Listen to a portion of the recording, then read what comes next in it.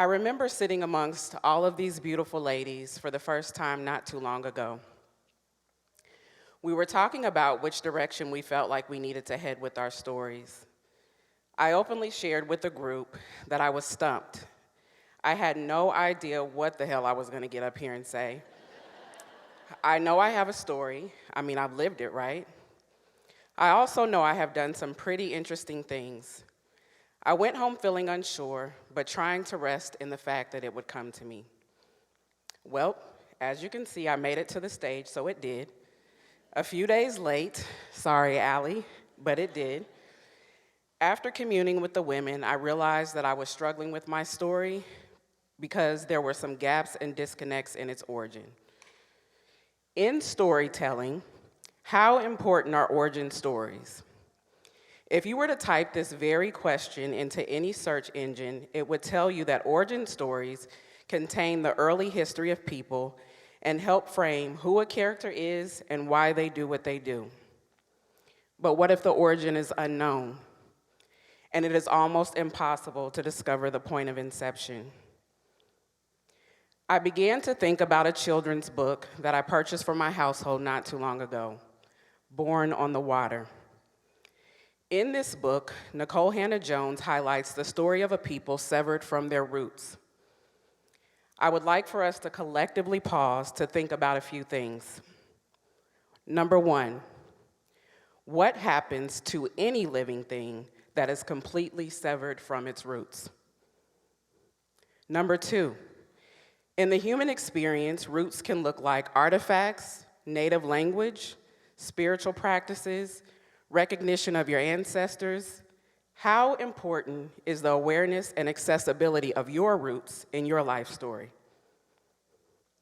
Lastly, what if this knowing and/or practicing was criminalized and vilified, and in a lot of cases resulted in severe consequences and some of the most heinous acts that folks would ever witness? It is hard to have a good sense of direction without a point of origin, correct? The feeling of being lost and stagnant exists here. And even though I have made many great strides in my life, simply because that is what I was socialized to do, and can write a list of my accomplishments, this blockage is rooted in my not knowing where it all started. So in the book, Nicole Hannah-Jones makes her best attempt at giving African Americans an origin story. Forced to leave all of our roots behind, she paints this vivid picture of an immersion of many tribes, regions, cultures, dialects to form a new people that were born on the water, born in the womb of the ocean. Speaking of wombs, that is the perfect transition to 2, maybe 3 and some change centuries later. Again, exact timelines are missing parts of my ancestral story, where I would discover a more concrete point of origin in my story. This came by way of a social media graphic that is one of the most amazing scientific things I have ever seen. Mind you, I'm currently a doula and student midwife, so I might have a bit of an obsession with wombs, but this was just too cool not to share.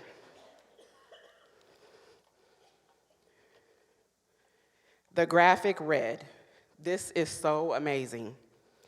Did you know that your grandmother carried part of you inside of her womb? But how? Well, a female fetus is born with all of the eggs she will ever have in her lifetime. So when your grandmother was carrying your mother in her womb, you were a tiny egg in your mother's ovaries. The 3 of you have been connected for a very long time." Reading this got me curious about the first womb space that I existed in, my biological grandmother, Evangeline's. I put the word biological before grandmother because my mother was adopted prior to her first birthday. So the lady that I grew up knowing as my granny, Barbara, was not biologically mine. I can't tell you how much I appreciate her assignment in my mom's life that would provide a necessary disconnection from the trauma that my mom was born into, ultimately changing the trajectory of my story and what I believe to be for the better. Thank you, Granny. This deep sense of gratitude exists simultaneously with a desire to know more about Evangeline. Notice I said exist and not existed, as this part of our story is still unfolding. What was her story? I know enough of her story to know that it would impact what motherhood would look like for her. My mom said, "Don't make me cry, Mom." Scientific research tells us that there is a transference from mother to child that happens in the womb space, including things such as stress and trauma. For example, if a mother is stressed, this can lead to increased levels of the stress hormone cortisol, which can then be passed on to the baby via the placenta. I wonder how much of Evangeline's stress and trauma was passed on to my mother, Kimberly. I wonder how that shaped my mother's story, how my mother's story shaped mine, and how my story is shaping my daughter's. Women are so magical, y'all.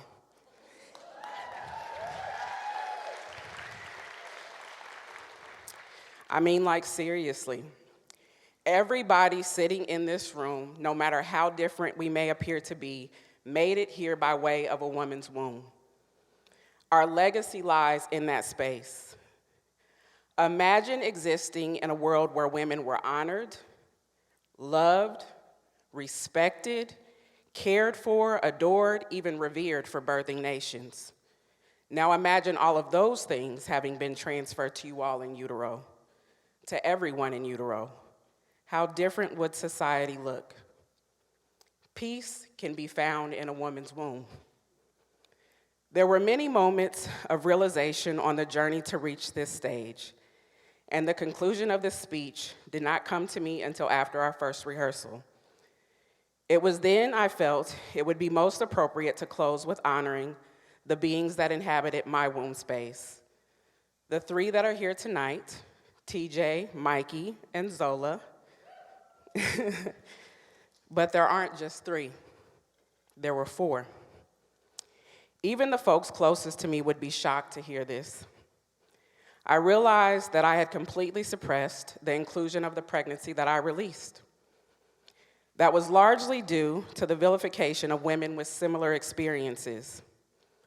But what better space than on this stage with this year's show supporting maternal health initiatives to openly acknowledge all that my womb space has held.